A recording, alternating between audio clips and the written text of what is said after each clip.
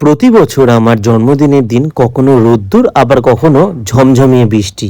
Happy birthday to you, happy birthday to you. Babin হাততালি দাও। Happy birthday. এই বছর জন্মদিনের দিন আমার প্ল্যান ছিল অফিস শেষে আমরা ভবতারিণীর মন্দিরে গিয়ে পুজো দেব, তারপর একটা রেস্টুরেন্টে গিয়ে খাওয়া দাওয়া করে তারপর বাড়ি ফিরবো। কিন্তু কিছু কারণবশত এমার্জেন্সি কাজ পড়ে গিয়েছিল বলে তাই জন্য এই প্ল্যানটা ক্যান্সেল হয়ে গিয়েছিল। আমি ভেবেছিলাম বাড়িতে কোনো কিছুই হবেও না, আর আমি নর্মালি বাড়িতে গিয়ে যদি কারোর কোনো প্রবলেম না থাকে রেস্টুরেন্টে গিয়ে রাতে খাবারটা সেরে আসবো। কিন্তু বাড়ি ফিরে দেখি মা এত সুন্দর করে আমার জন্য পায়েস বানিয়েছে, আর লিপি এই যে কেকটা এনেছে 5 রকম মিষ্টি এনে আমাকে সারপ্রাইজ দিয়েছে। সত্যি কথা বলতে বিয়ের আগে একটা ব্যাচেলার ছেলের লাইফ জন্মদিনের দিনটা যেভাবে কাটায় বিয়ের পরে কিন্তু সম্পূর্ণ আলাদা হয়ে যায়।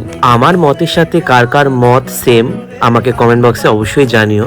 আর এটা ব্যাচেলার ছেলে শুধু নয়, একটা ব্যাচেলার মেয়ে বিয়ের আগে যেরকম জন্মদিন পালন করে বিয়ের পরে কিন্তু তার জন্মদিন পালন করার ব্যাপারটা পুরোপুরি সম্পূর্ণ বদলে যায়। তবে যাই হোক, এবছরে জন্মদিনের অপ্রত্যাশিত সারপ্রাইজ দেখে সত্যি মনটা ভরে গিয়েছিল। প্রতি বছরের মতন বাবা মা ধান দুব্য দিয়ে বরণ করে নিল আর প্রদীপ দিয়ে আরতি করে আমার দীর্ঘায়ু কামনা করল। আমার জন্মদিনের সেলিব্রেশন কিন্তু খুব সিম্পল, কিন্তু আমার কাছে সব থেকে বেশি দামি এই মানুষগুলোর হাসি। সেলিব্রেশন করে আমি চলে গেলাম আমার সব থেকে প্রিয় জায়গা জিম।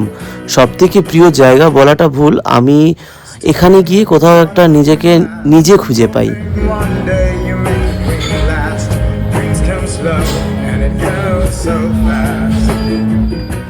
বাড়ি ফিরে দেখি এলাহি নৈশ ভোজনের ব্যবস্থা। আচ্ছা, ঝটপট মেনুটা আপনাদের সাথে শেয়ার করে দিই। ভাত, 5 রকম ভাজা, মাছের মাথা দিয়ে মুগ ডাল, পোস্ত দিয়ে কাতলা মাছ, শুটকি মাছের ঝাল, ডিমের ডেভিল, পনির পটেটো চপ, স্যালাড, খাসির মাংস, চাটনি, পাঁপড়, আইসক্রিম, 5 রকম মিষ্টি আর মিষ্টি দই। এই সব রান্না মা সারা দুপুরবেলা নিজে না ঘুমিয়ে রেস্ট না নিয়ে আমার জন্য ভালোবেসে রান্না করেছে। আর এই রান্নাগুলো করতে মাকে সাহায্য করেছিল লিপি। তবে লিপির হাতের পনিরের চপটা আর ডিমের ডেভিলটা জাস্ট অসাধারণ হয়েছিল। অনেকে আমাকে জিজ্ঞাসা করেছো পার্সোনালি যে জন্মদিনে গিফট কি পেলে।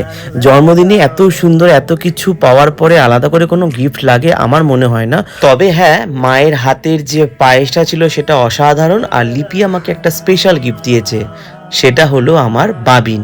এটাই হলো আমার জন্মের পরে প্রথম পাওয়া সব থেকে বেশি দামি আর এক্সপেন্সিভ গিফট। এর ওপরে কিছু আর হয় না। তোমরা অনেকে আমাকে উইশ করেছো, তাই সবাইকে অনেক অনেক ধন্যবাদ।